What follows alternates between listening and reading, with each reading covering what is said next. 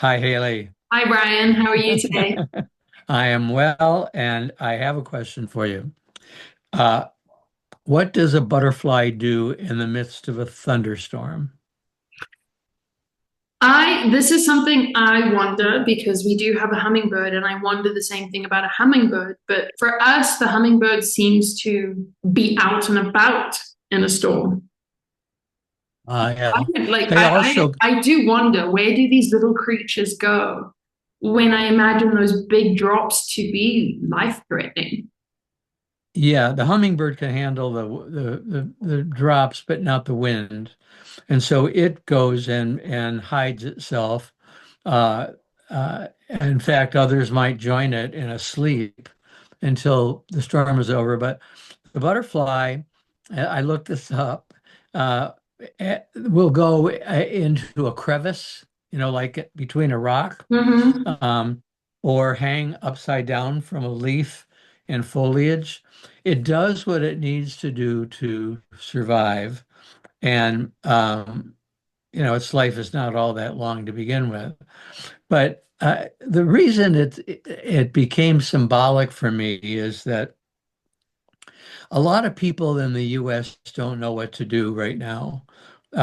They see talk show hosts getting fired from television for making the wrong comment, and they see colleges collapsing to pressure and newspapers, and they think, well, what do I do? I mean, is somebody going to come after me if I post something, about Charlie Kirk, not really, not celebrating how he died, but being glad that he's not talking his evil anymore. There's that people don't know what to say or do, and uh, and so that's why I thought about the butterfly and the thunderstorm because people need to find refuge, and some find it refuge in uh, activism. That's how they weather the storm, is they just stay fully in it and face it. Hmm. And others don't want to do that. They would rather be uh, wait for the storm to pass, which is totally logical because throughout history there have always been terrifying periods when people lost all their rights. But that time passed, and suddenly their grandchildren at least have all the rights they hoped they had. Hmm. So, what do you think of all that? And I have a question for you. If you were still living in the United States, Haley, because you're looking at this from Mexico, right? Where Thank you're you. very happy. But if you were still on Wall Street uh, and were living through this, uh, how would it impact you? I don't know because that's not the reality that I'm facing. I think it still impacts me because, I'm close. We border, Mexico borders with the US. We're close enough where we feel it. But also, most of my people are in the US. My clients, my friends, my close people are in the US. And I'm also, you know, one of my lessons in this life is to navigate my way through this because there is a part of me that is sort of quietly activist and very much keeps on top of politics globally. And it's something that I'm interested in and it's adventurous for me. And I have to be aware that there's a line between this is interesting to this is downright depressing, or now I'm getting caught up in it and I'm taking the bait. So I do keep in touch and I am following closely what's going on in the US, primarily so that I can learn from it. So I can navigate it and be like, all right, this is the way I'm going to move through this. Again, as I said, most of my clients, most of my people are in the US, so they're going to have questions about this because they're impacted by it. Um, I think when we come back to that sort of question about like if what do we do in times like this, I think what I know right now, because immediately sort of the last week has been sort of a minefield. It's been very difficult to find out where is the right step without exploding on a mine. And there's a wonderful man I follow on Instagram. His name is Xavier Dadba. He wrote, in times like this, don't take the bait. And I think that's really important for me, which is don't take the bait. Sit back, make sure you're taking care of yourself, making sure that you are taking care of yourself enough to make sure that any of your thoughts, words, and actions are aligned with the truth of who you are and the world that you are Hmm. trying to create. But we're multiple, aren't we? Multiple people. I mean, within me, I have every emotion that one can imagine, from wanting to fight and really fight uh, in a resistance, and wanting to follow my spiritual path about right speech, and not uh, wind people up with my Facebook posts or my newspaper column, uh, but at the same time wanting to acknowledge that, hey, my latest column is, don't war with each other. We're so hard on each other. Let's just pretend that you're a liberal Democrat and I'm a liberal Democrat, but you're responding saying, it's awful the way he died, and we need to pull back from violence, and a best result from this is such and such. And people often on another side, even liberal Democrats will say, "Oh my God, that's a cop out. You're sticking your head in the sand. We have to fight." And my point that I've been making in my writing is that, both answers are right because they reflect who the person is. They reflect our life choices and our life experiences. And you can't fake it. You can't, because if you try to fake it, you're gonna get caught as a phony, and you need to stick with what you believe I think and you not worry about being a, go ahead. exactly. I think it's don't take the bait because I Yeah. think, this is, a person died in a way that I think we can all agree is awful. And Hmm. there's a family affected by this, multiple families affected by it. Take that out now and focus on what actually is the issue, the politicizing of a death. That's the bait. Hmm. That's the bait. And I think when, I look at this and I'm like, what is the world I'm trying to create? I have one standard, how I want to be treated and how I treat myself. That standard is loving kindness. It's loving kindness. I have to be authentic and practice what I preach. I believe every human is on their own journey. They have the fundamental right to experience that journey based on their soul's expression. And along the way, there are lessons, just like in my expression too. If they have that right, I have that right, and vice versa. I don't want to be the person that looks at somebody else and says, you can't have that experience because I disagree with it. How do I you turn want to down the make flame though, hmm? Haley? How do you turn down the flame though? That's when I become the butterfly and I go into a crevice and I'm like, look after yourself. Because I can Mm. feel, I immediately know I'm getting sucked up into it based on how much time I'm spending on my phone. And Yeah. also what the algorithm is now showing me. I know exactly where I am in it. So that's for me is to sit back and be like, this is not me taking care of myself. This is me being a hypocrite. This is me being a contradiction. I need to put the phone down, come back and meditate and get really clear on what it is that I'm trying to do today. I teach about presence. I teach and preach about using your body to your five senses to be fully physically present in the location that you are and to take responsibility for the energy that you are radiating as well as attracting. What are your clients saying to you? You've had long conversations with them during this troubling time. What are they asking you or saying to you about what's going on with them? And what response do you give them? Exactly what I've told you. Yeah. But is it to Exactly what be I've told you is because it is it is it to be true to themselves and follow It's to be Uh, true and authentic and honestly not to take the bait. Because if you mhm. take the bait, you're in it and you have to backtrack. When you take the bait, you're not grounded. You're not saying things that probably truly reflect the person that you are trying to become. You're saying things now to feed the fuel of the conversation that you're in and to try and be on the right side. When you're Uh-huh. trying to be on the right side based on somebody else's standards, you are omitting and ignoring your own standards, your own words.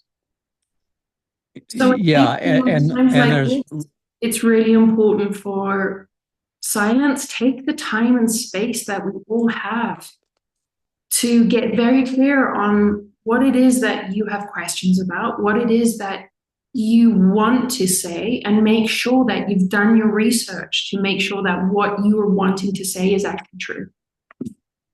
after his death, uh, Charlie Kirk's death, I posted something on Facebook about uh, I reprinted an article about things Charlie Kirk had said in his life about gay people, about black people, brown people, Jews, Muslims, because I didn't know any of it. I didn't know who he was. But I said, there's a difference between being abhorred by how he died and being grateful that his voice has been silenced, that he's not going to be able to say things that hurt people anymore. And so a lot of people responded, yes, you've helped me. This is what I believe. And others have said, Brian, this is not the person I thought you were. And of course, when somebody says that to me, I'm feeling like I'm shamed. And I had to think about it a lot. And I thought, somehow I'm totally misunderstood with this. But if I'm totally misunderstood, maybe that's because I don't understand myself what it is I'm trying to say. Uh, so I retracted it. Mm-hmm. I said I was inelegant in how I expressed myself. Uh, I I took the post down, and then I said, this is what I feel, and I feel you have to be true to, whoever you are.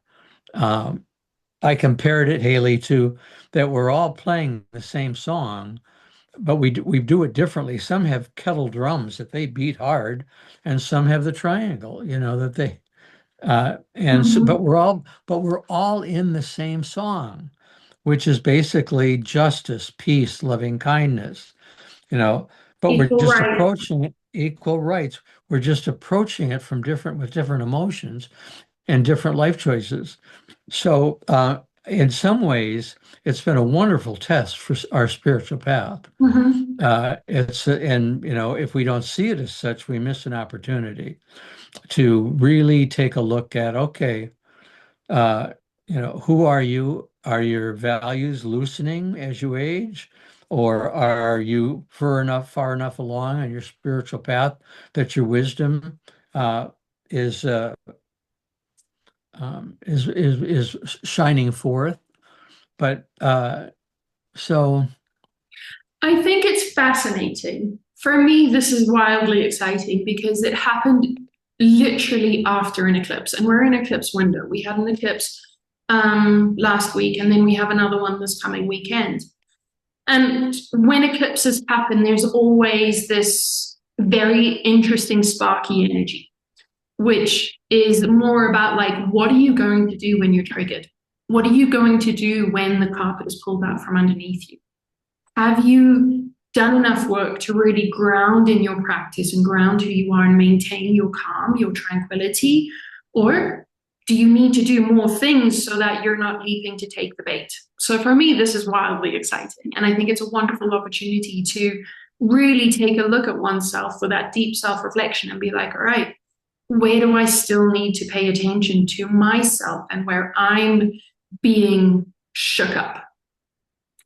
I think when it comes, to what I have seen about this entire Charlie Kirk thing is, and this is my observation, this is one person's a tragedy, a one person's ending of his life that has been deeply politicized, and people are using it to speak louder about what they believe.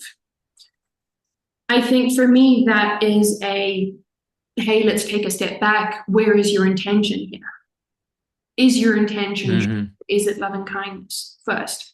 Second, in doing that, people are only highlighting what furthers their cause, what creates more anger in them, and Yes. what allows them to say, this is why I'm angry.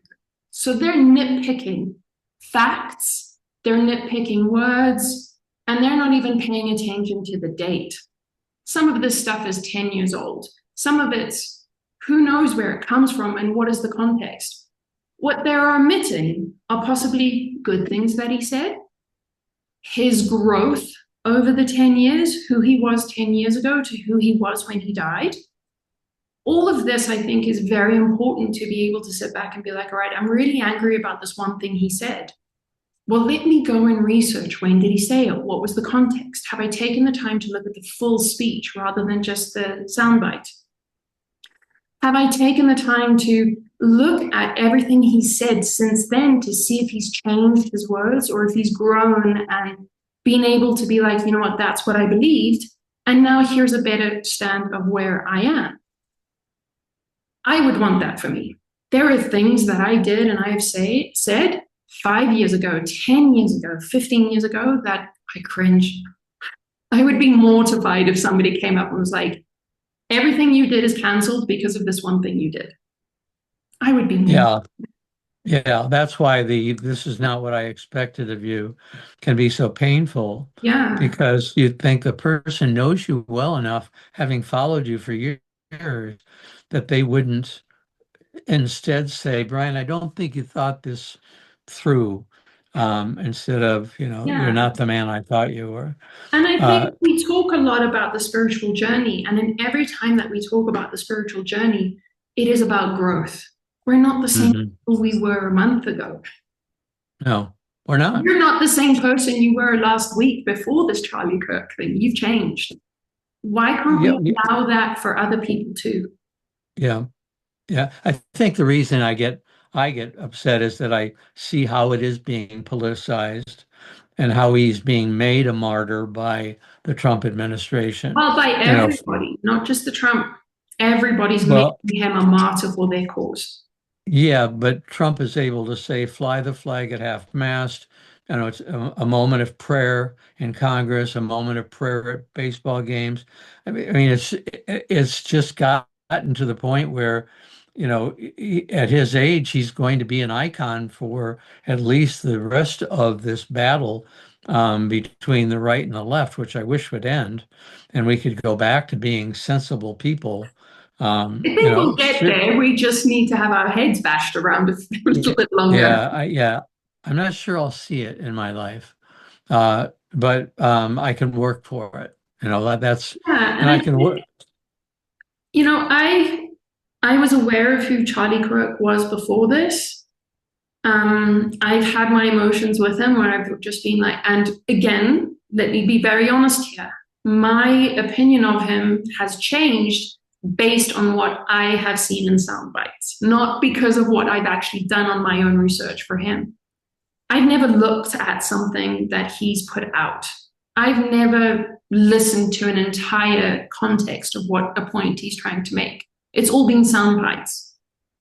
And he wasn't a big factor in my life before. Is he a big factor in my life now? No.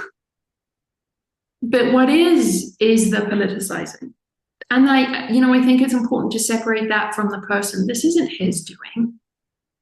This Mhm. is, based on what I've done, based on, since his death, actually looking at where he was when he died.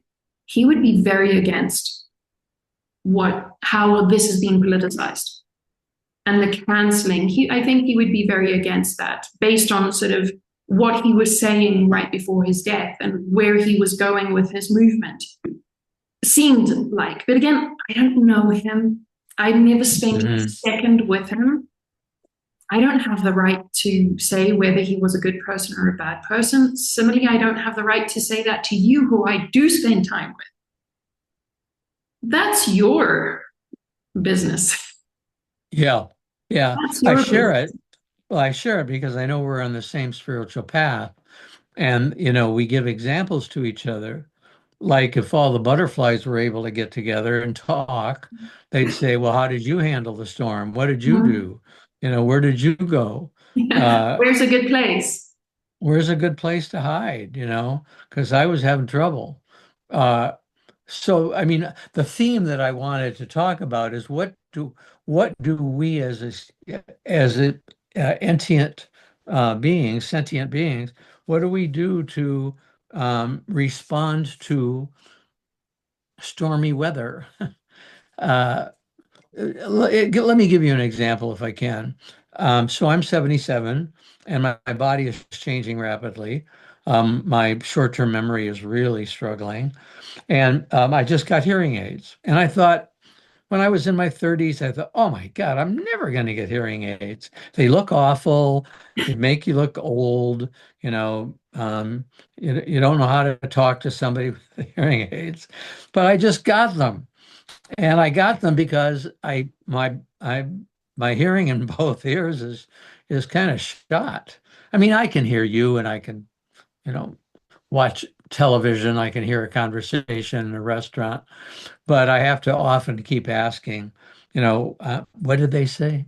And in a movie, we went to a movie called Twinless, and I missed a whole part of it. I missed a whole section because they were whispering and everyone else with me could hear it. I couldn't hear a thing.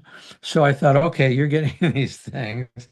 So the next movie you see, you're going to be able to hear, which was Downton Abbey.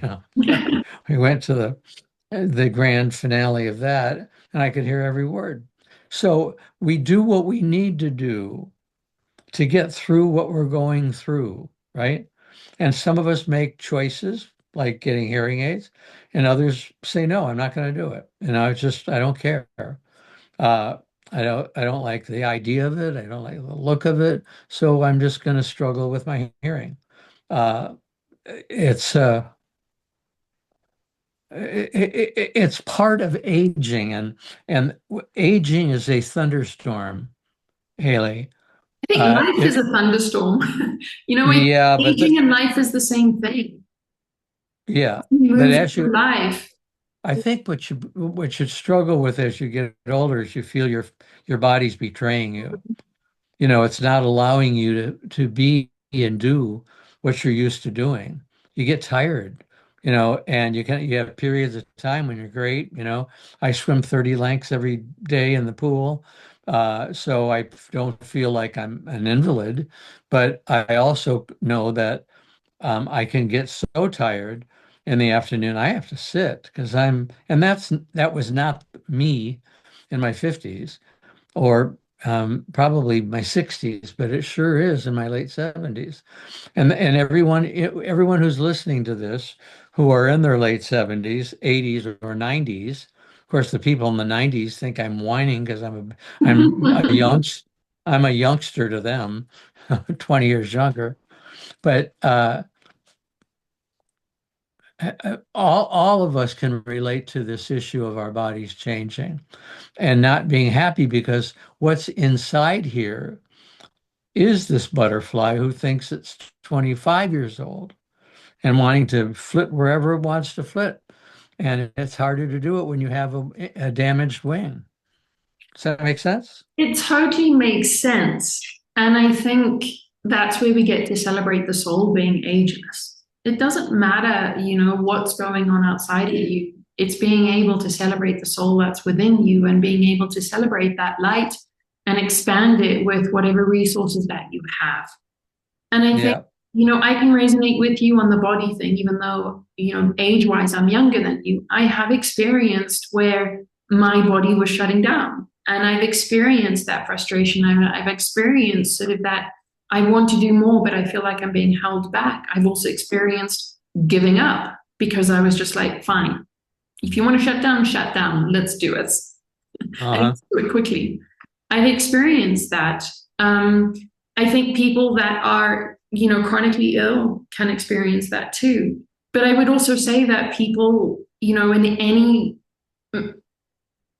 anchored on any spectrum of lack, whether it's the lack of health, the lack of money, the lack of shelter, experience the same thing where they can feel their soul saying, I want more, but not being able to sort of break out of that and not being able to sort of know, like, navigate how do you actually be free when you feel like you're enclosed, whether it's in a body or in your circumstances.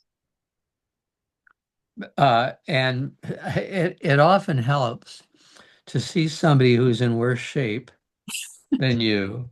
It And strangely it does, but I think I'm going to say that's gratitude because you can look at somebody who's in worse shape and be like, oh my god, I'm so thankful, I'm better than that, or like my life is a little bit better. well, I'll tell you about an experience I had this week. I met with somebody for coffee yesterday, and they wanted help with a book that they were writing.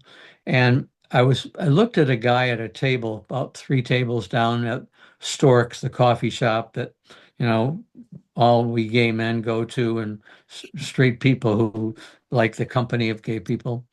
I looked at this guy, and which was just a profile. I thought, my God, he's handsome.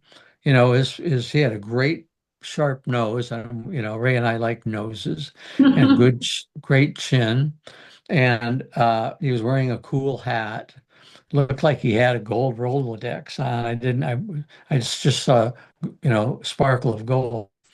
I thought, he's somebody that I think if I was doing it over again, would be interested in 40, 50 years ago, 40 maybe. And when he got up to walk out, I said to him before I saw anything else, I said to him, I love your hat. And he said, thanks. And then I noticed that he was severely cross-eyed. I mean, severely cross-eyed, and that one of his legs was mechanical. It was metal, like a robot leg.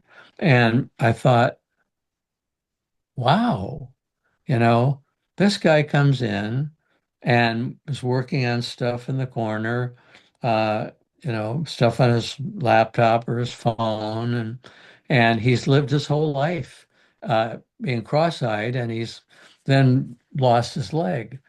And I thought, that's inspiring to me that somebody faces down these physical challenges, especially in a gay male world where there's so much emphasis on beauty and youth, and looking sexual, looking, like you're somebody I would want to go to bed with.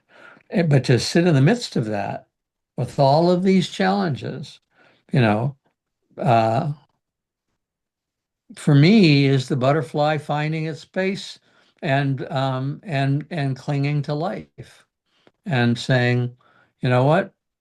I know my life is not going to be forever, but I'm beautiful and I'm not going to give that up. And I'm able to fly, and you guys can't. Does that make sense? I think it's part of, being grounded in what is important to you. Is it important to you to celebrate humanity or is it important to you to destroy humanity?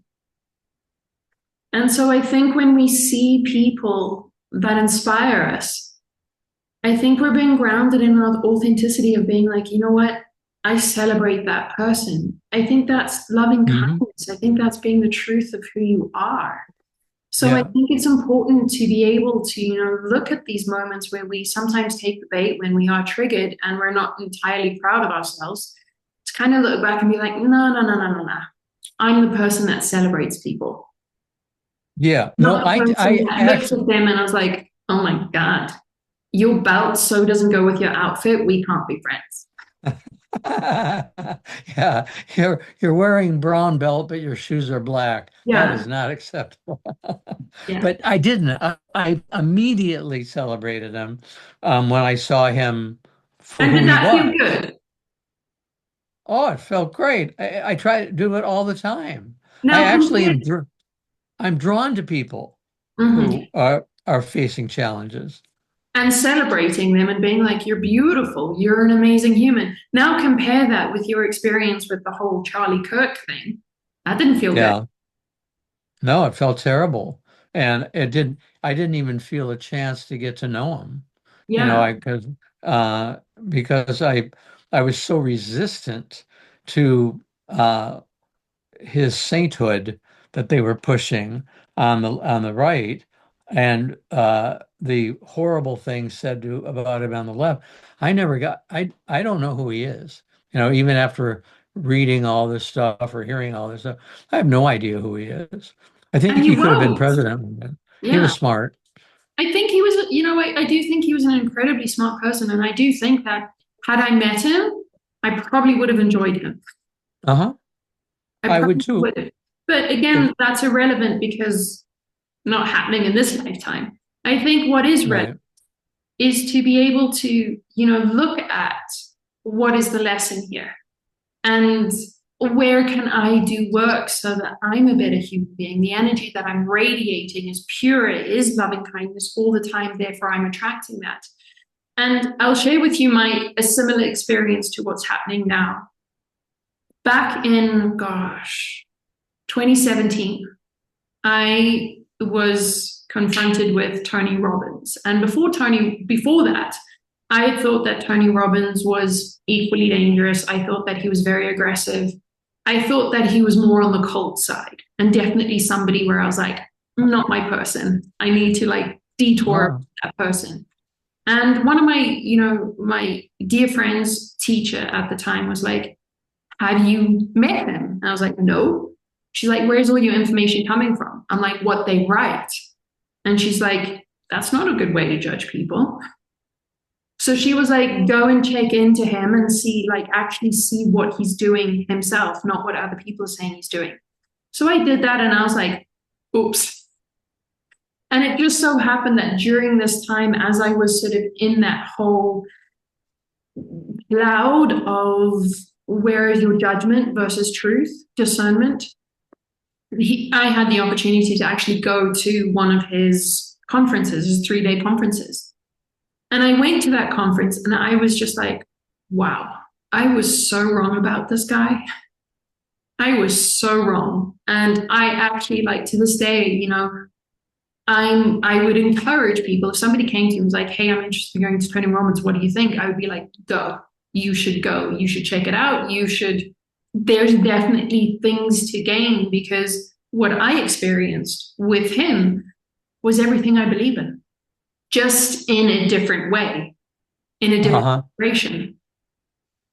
So again, if I were to sit across from Tony Robbins today, I promise you I would agree with probably 80-90% of what he says and what he does. Uh-huh. There's definitely stuff where I'm like, that's his journey. That's the way he's teaching. It's not the way that I feel I need to follow and do the same thing. So that was my sort of really big punch on the floor forehead. We get flicks. This was a punch on the floor forehead, really saying, like, if you're going to judge people, what right do you have? And how do you move that to discernment? You talk a lot about that, about, if you want to judge, you need to get to know the person. Was that your first aha experience about that, Tony Robbins? Yeah. And And that was also it was it was powerful for you, powerful. And that was also where I made the decision not to gossip. not to gossip. Mm-hmm. I made a very clear commitment to myself that I would not gossip and I would not be around gossip. So if there was gossip at like a table I was at, I would be like, not my crew. Define gossip. When people talk about other people who are not there, who don't have the opportunity to even respond, and also people that talk about people based on what they've heard or read. I always think about gossip as in negative connotations. What they're talking about the person is negative. If I think you wouldn't call it gossip if you said, "Did you guys have you met Hayley Evans? She's an amazing woman." Oh, Is that I would is still that go say I would still say that that's an element of gossiping. Gossiping for me is when you're talking about somebody that isn't present and is coming from a place of um you're how can I put these words? You're coming from a place of sharing in with the intention of influencing. With the influencing? Mm-hmm. Yes. Yeah. You guys should listen to her. You should listen. Um, This is good. I would prefer that. For me, would be like, I had a great experience. Go check this out for yourself. And that's, and with my business, I use word of mouth. And people can say, well, word of mouth then is gossiping. For me, I always encourage my clients, please share your experience and tell them to reach out to me and speak to me directly. Is that and clear? is that Convoluted? it? Well, you know, it life is convoluted, and and we try to be consistent, and we may disagree. It will take me some time to think through whether I think positive talk is gossip, uh, uh, because I think um, it is intended to influence people. I think also when people start saying negative things about somebody, that's stepping in and saying, "Oh, that's not been my experience at all." Mhm. I find her, wise and kind um, but we all have our own experiences. And then change the subject if you can. I think too, and for me, this is very interesting because it's an interesting conversation. For me, when I'm with somebody, it's important to be present and it's important to be in the privilege of that person because time is so short. The time that we have together is so short. Why are we talking about other people? Why am I Yeah, not oh, I talking about agree. you? And why am I not talking about, like, oh my God, Brian, so you got hearing aids. How's that experience for you? Are you enjoying Uh, it? How was your week? How was your garden? How is your world? right, right. And for you to ask the same things and let's build a conversation about that. Okay, how's the dude? He's awesome. He's really awesome. The dog is, I don't know if I shared this, but the dog is pregnant and expecting Oh, he's any day now.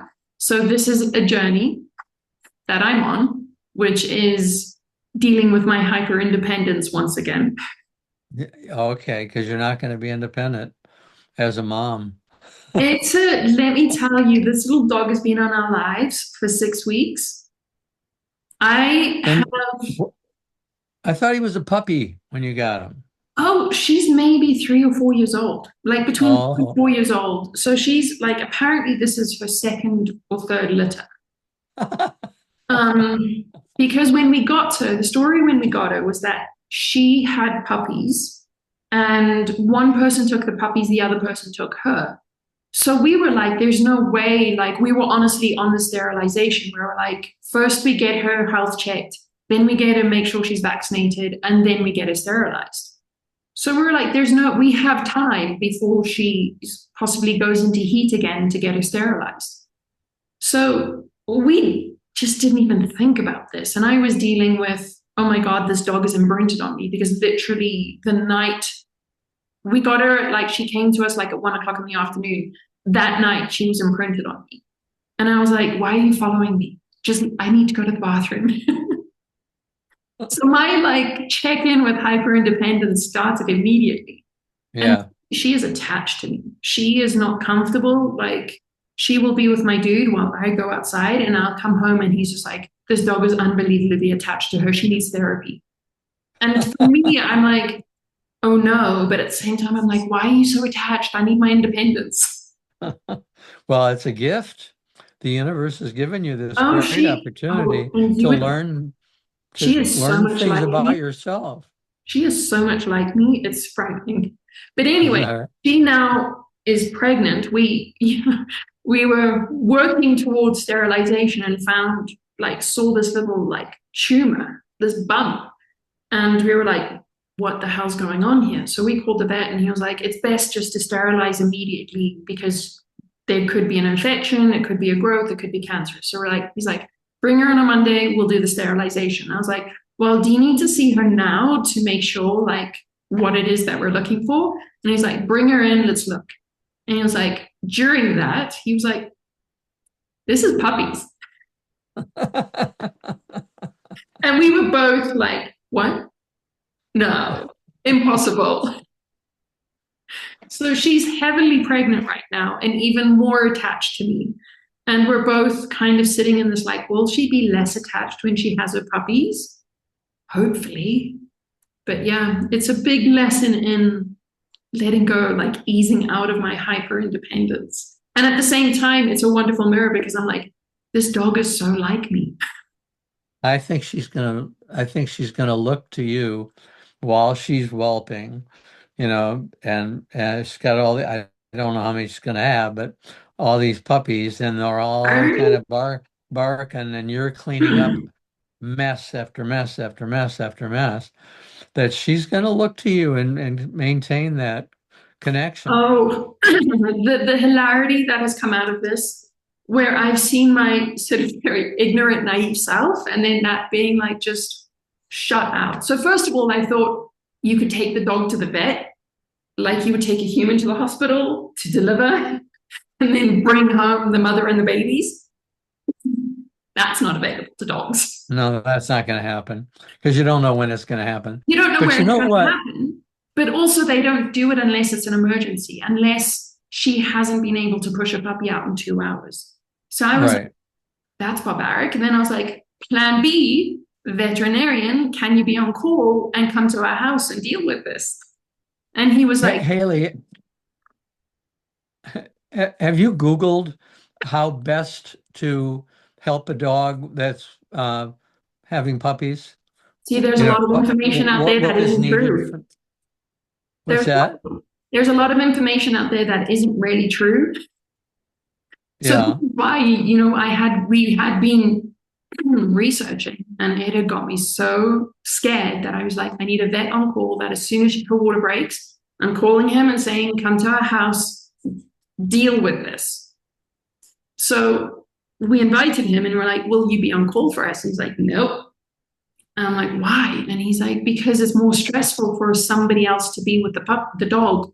You don't want to do that. You don't want to interrupt. You don't want to increase stress. The dog will take care of everything. And again, I was like, that's not what I'm reading. And he's like, stop. I am a vet. Your dog will take care of everything. So this was a big lesson in like where you take the bait, you just run with, you know, can this be a human situation to now you have to deal with this. Uh-huh. There's just going to be Well, me and the dude and this dog, and we can't interfere unless she visibly is stressed. so this experience in some ways, Haley, is a thunderstorm because you're not wanting it, you're not prepared for it emotionally yet. And I think it's going to be one of the most fun experiences I think of the your puppies will life. be fun. Yeah.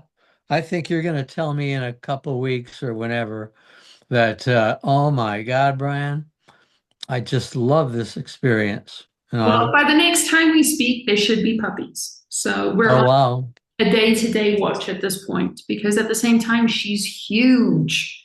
I'm just Yes, like, how is this like, where is God in this? Like, this doesn't look like non-suffering.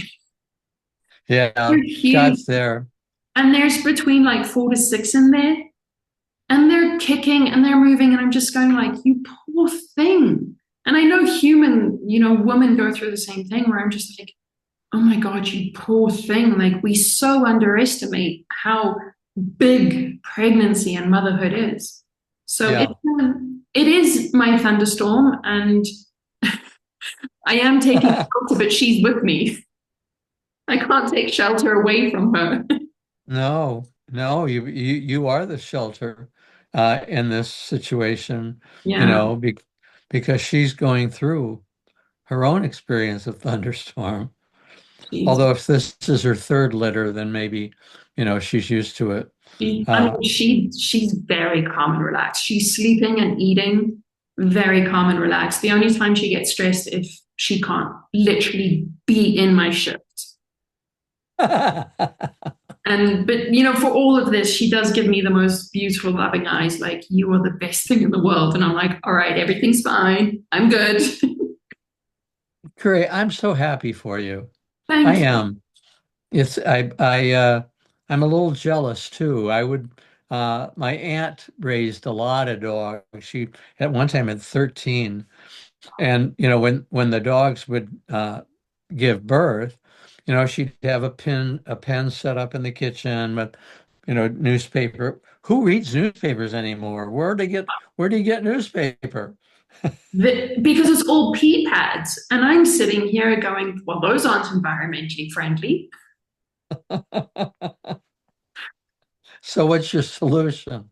Pee pads. So we're trying to. This is just how I can be such an overthinker and manufacture things. So we were trying to find newspaper and we need it in bulk. But here's the thing with newspaper is that the ink comes off and the ink is actually quite toxic. So Oh, I'm sitting there going like, well, I don't want these new puppies to have this toxic ink all over them. So no one knew about that in the past. yeah, the ink that is used on newspaper as well as like receipts and stuff is actually toxic. So if you're around it all the time, you're actually it's quite toxic. Yeah. Like just It- manhandling one receipt a day isn't going to be terrible, but if you're around it long enough to get the ink on your fingers, it's enough toxicity that if you're around it all day, it could damage your health or it could influence your health.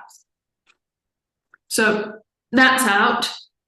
Pee pads are in just because the biodegradable are like have to be imported from the US on a ridiculous price. So I'm like, okay, it's towels and pee pads. Towels, Mm-hmm. that's going to be a lot of washing. And then I'm like, well, that's a lot of water.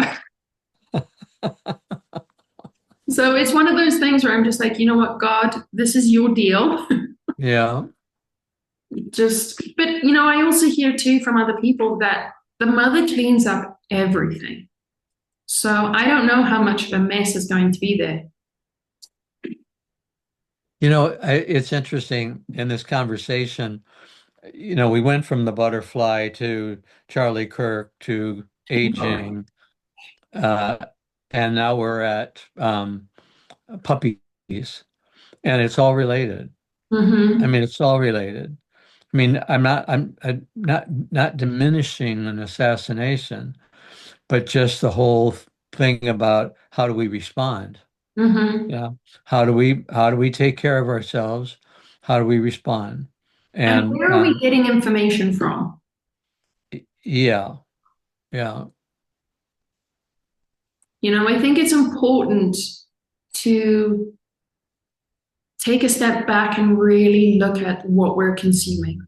If you are consuming 100% from the same source, that's all you're going to be taking in and putting out. Exactly, which is why some people, their whole lives are dictated by the Bible. That's their source. There's no other source but the Bible. And that doesn't mean Jesus. That just means, whatever it is that they think the Bible says. And what's Uh, convenient for what I want to do today. what's convenient for what I want to say today and yeah, and do. Um, but going back, uh, events, you have something now that distracts you from all of the political stuff with Charlie Kirk. You have you have puppies coming into your life, and that's where your attention has to be. Just because, that's what the universe has brought you. The universe hasn't said to you, I want you to sit for the next 3 years and look at what happened with Charlie Kirk. That happened. You Or thought about fix it. The universe Huh? isn't saying go fix this either. No, you can't do anything about it except uh, uh, treat your neighbors with loving kindness, you know, and treat yourself with loving kindness, in terms of the aging thing.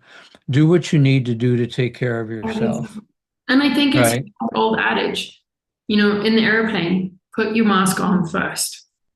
Yeah. Yeah.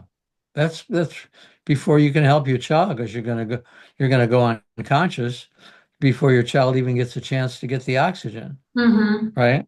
So yeah, take care of your own needs at this moment so that you're not a burden to others, And you're not right? also inflating, you're not being a part of the fire. And I get Right. there are some people that is their passion. Own it, be responsible for it, be responsible for what you're putting out and also receiving. But I think for some of us, for me, I don't want to stoke the fire. I want to be able to be like, step away from the fire. The less sticks that are going into the fire means the fire will eventually die. Uh-huh.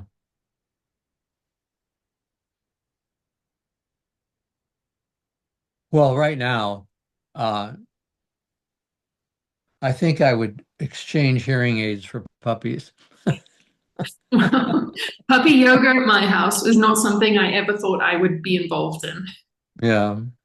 But It'll be interesting to have you tell me, Haley, how it changed you. well, I think the next time we speak, there should be puppies. If there aren't puppies, I will probably be like, I don't know what's going on, Brian. I don't know if what's real. Is this a mixed breed? We don't know. Oh, So she's 100% dachshund. The puppies we think will either be 100% dachshund or a Chihuahua mix because apparently oh, where I see. it came from, there was a male dachshund and there were Chihuahuas too. So we're grateful that it's a small dog, so she should be able to have a relatively easy birth. But yeah, it'll be a surprise. Have you let people know that these dogs will be available? I've let a few people know. We are also letting them know that we will be selling them and there will be an interview process. There would be what, honey? An interview process. Oh, yeah. Yeah. Ah, Like I will absolutely create a information sheet about this dog, the kind of animal that it is and what kind of care it is, because people need to understand that this isn't a dog that you leave alone. yeah. Not a dog that will sleep outside. I mean, I'm sure they can, but it's not for the best of them. They need owners. That's not the home you want for them. Yeah, and they need owners that actually understand what kind of breed this is, and also want that in their life. I'm fine if an owner wants to put clothes on it, Yeah. which is fine with me. But yeah, so that will be next. I'm trying to kind of stop myself from jumping into creating that just yet because they will be with us for like 2 months. Yeah, right. At least 2 months, right? Mhm. Yeah, and we'll wean them, get them eating right, get them vaccinated, and then go. So I have two people in the US that want one, and we have Oh, one person here that wants one that we generally approved that they would be included in the interview process. yeah. The first people in the US need to come down and get it That because, I'm like, you either come and get it or you pay for me to bring the dog to you. uh-huh. I'm not a big fan. Like, and I know that there are these different services, but still you have to pay somebody to move with Oh, it. yeah. Oh, Yeah. yeah. Yeah, there are people who will deliver dogs all over the country in one van for you. Yeah. They've got yours to go to New York, and they've got somebody else's to go to Massachusetts, and it takes a long time. I mean, it Hmm. took a long time for Sebastian to make it here because the people who had him in their van came to the edge of Florida, and there was a hurricane warning, which never happened. So they turned around and went back to Missouri. And so then they had to turn around and back again and come down, and it was one woman, on her own doing it. Mhm. He wasn't mistreated, but it took a long time to get him. It's a So, thing, these little yeah. things. Well, I thought plants were a bit of a big thing to take care of. Now there's a dog. are you gonna name them? We're going to name one, which will be ours. And then I'm just going to So put, you're keeping one. we're keeping one. Yeah. So you're gonna have two dogs. We're going to have two dogs, hopefully one each, not both imprinted on me. And then also to keep her company because possibly she would be less attached if there was another dog. She had a playmate. And I would feel better leaving the house if I knew that she had a playmate. Uh-huh. So, and also hopefully the puppy will imprint on the dude and he'll have his dog, I'll have my dog. Does he love dogs? Oh, he's very good. He's very good. Oh, good. Yeah. Good. It was a joint decision to get a dog. It was just a surprise to see how deeply imprinted she is on me. Like she'll talk, Mm. she will absolutely give him love and give him the loving eyes, but on her terms. With me, it's 24/7. I can scold her and she will immediately be like, but I love you. Uh-huh. I know we have to wrap up. But Haley, this has for me been a fascinating conversation because I think everything we talked about is related to how do we respond to things that come our way. Uh, and and it's a great thing to think about. Mm-hmm. How do we respond? And do we treat ourselves with loving kindness? Or do we focus on the aging body rather than, the soul that's bright and beautiful and no less vibrant than it was when it was conceived? Well, it was when it was brought into a human body. Yeah, I think, life is so simple. Simple. Just do what feels good. And usually And what and feels good is joyful, is happy, is celebration of humanity, you know? and taking care of people, loving people enough to see your connection with them That and we're show loving human. kindness. We're all humans. Let's just celebrate the humanity in each other and be okay with disagreeing. Be okay Hmm. with somebody gets to have a different experience. And be okay with saying, you guys, I would love to continue the discussion, but I've got puppies that are at home that I need to take care of. Or have the And courage, that's and really. that's okay. That's good to say. That's I think it's good to say, and I think it's also important in these times to have the courage to say, I don't know enough about this to comment. uh-huh. I didn't know the person. I haven't done any research. I'm not in a position to comment. Uh-huh. I think, that would go a long way in becoming more of a we than them versus us. Uh-huh. I think 50 Yeah. Cent had it amazing after all of this.